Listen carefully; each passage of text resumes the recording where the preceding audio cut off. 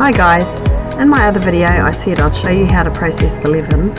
Well, this is the starter, which is kept in the fridge. Once a week you add 50 grams of flour and 50 grams of filtered water.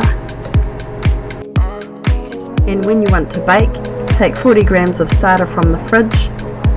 Then you're going to mix 80 grams of flour and then 80 grams of filtered warm water. Mix together.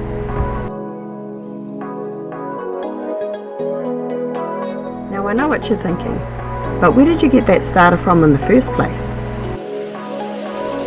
Well, before I reveal that, as you can see, I've drawn a line where the mixture comes up to, and I've drawn a second line for where the mixture will be once it doubles.